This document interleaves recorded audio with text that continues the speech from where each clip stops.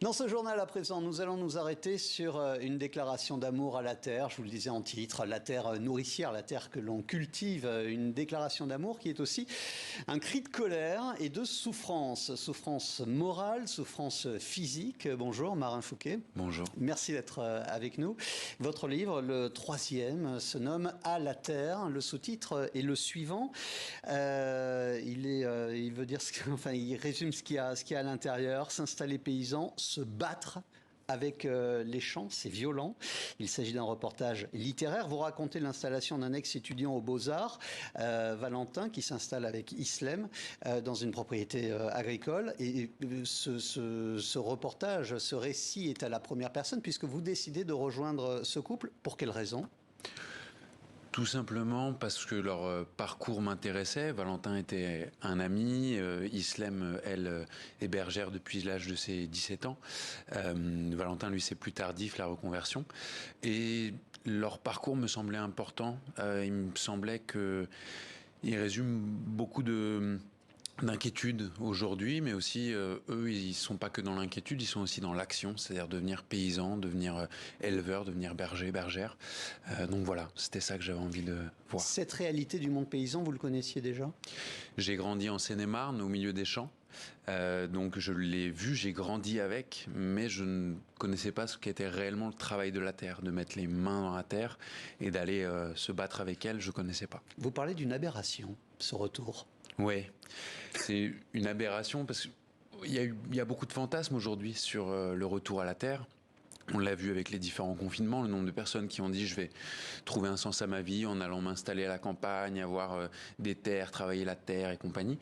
En réalité, c'est un métier de chien, c'est un métier d'une difficulté hallucinante. Et pour pouvoir réellement porter ce rêve et le porter jusqu'au bout, il faut avoir un espoir, des convictions qui sont bien au-dessus de tous les fantasmes. Ouais. Alors, il y a dans ce roman un style qui est direct, il y a des répliques absolument brillantes. Le rap, d'ailleurs, n'est pas loin. Il y a deux textes d'introduction à ce livre. Il y a tout d'abord un texte de Giono, qui était le chroniqueur du monde paysan et grand rapporteur du monde paysan et provençal. Et puis un texte, puisqu'on parle de rap, du groupe PNL.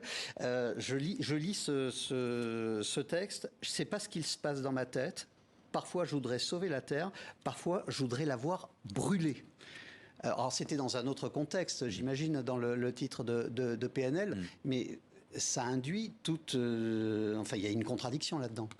Il y a une totale contradiction. Ce qui m'intéressait, moi, avec ces deux exergues-là, donc de Giono, qui a écrit La lettre aux paysans en 38, donc pendant l'été 38, juste avant que la Seconde Guerre mondiale n'éclate, où il va décortiquer la place des paysans dans la société de cette époque-là, et surtout leur dire...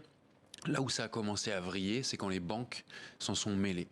Parce que la réalité de la terre, c'est une réalité qui est terre à terre, là où les banques, elles, sont liées à la bourse, et la bourse, c'est de la fiction.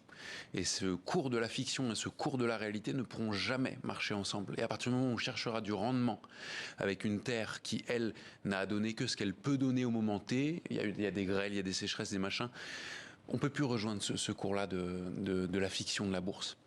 Et il y a ça d'un côté, donc qui était en 38, et on a PNL en 2016, avec ce regard-là, qui est plus un regard de ma génération, qui est à la fois, oui, on aimerait que les choses changent, mais on voit aussi que face au discours des politiques, il y a un fossé avec ce qui est réellement mis en acte. Et par exemple, pour Islem et Valentin, c'est assez simple, on passe notre temps à dire il faut de l'écologie, il faut que l'agriculture soit bio.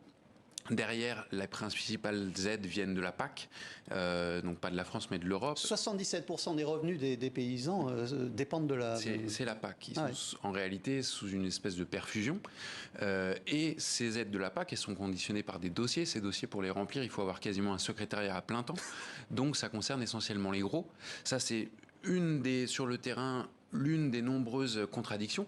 Et dans la réalité, beaucoup plus proche, on a par exemple là les soulèvements de la terre, un collectif qui vient d'être dissolu, considéré comme terroriste, et leurs méthodes d'action peuvent être débattues, mais les méthodes d'inaction du gouvernement, elles aussi pourraient être débattues, mais que ça n'emmène pas à une dissolution du gouvernement. Donc on a à la fois, il faut sauver la terre, à la fois ceux qui essayent de leur manière soit de la cultiver, de la travailler sont empêchés, soit de la sauver sont carrément mis du côté des terroristes. Et à côté de ça, on a un gouvernement qui fait tout le contraire. Oui. Que d'aller vers un changement réellement. Et en même temps, vous n'êtes pas tendre, enfin c'est dans le livre sur les écologistes, on va pas tout dire. Une phrase dans ce livre, je parlais du style, je regarde l'eau ruisseler, c'est vous qui dites ça, hein, c'est votre expérience. Je regarde l'eau ruisseler sur mes mains, elles sont striées de terre, bel scarif à rendre jaloux un suicidaire. Peut-être que c'est ça l'agriculture, en venir aux mains avec la nature, c'est violent. Hein. Ouais, mais je crois que on parle de souffrance de corps dans votre livre. Essentiellement. Tout le livre, c'est le rapport au corps, à la terre. C'est loin de tout fantasme, loin de tout romantisme. C'est réellement comment est-ce que ça se travaille la terre. Et effectivement, l'agriculture, c'est une des premières choses que m'a dit Valentin, c'est aller contre la nature. Tout simplement, c'est très simple. À la base, on était chasseurs-cueilleurs. Si on s'est sédentarisé à un endroit, c'est pour travailler la terre, sauf que la terre, elle ne donne pas systématiquement des choses. Donc, il faut se battre avec pour qu'elle donne des choses. C'est la base même. Et c'est, j'espère, une espèce de prolongation du travail de Giono, où lui aussi était dans un rapport à la fois militant, politique, mais aussi un rapport intime avec les paysans. Et lui, il parlait de cette chose concrète qu'est le travail de la terre. Et de la noblesse qui l'accompagnait. Oui. Ce livre pourrait faire naître en vous une vocation vers la terre, ou vous en éloigner à jamais, c'est selon. En tout cas, vous aurez ici, en 90 pages, la possibilité de vous confronter à une réalité, l'origine de ce qui se trouve en fait dans votre assiette. Ça s'appelle « À la terre », c'est aux éditions 21, et merci mille fois, Marin Fouquet, de nous avoir rejoints ici sur le plateau de TV5 Monde. Merci beaucoup.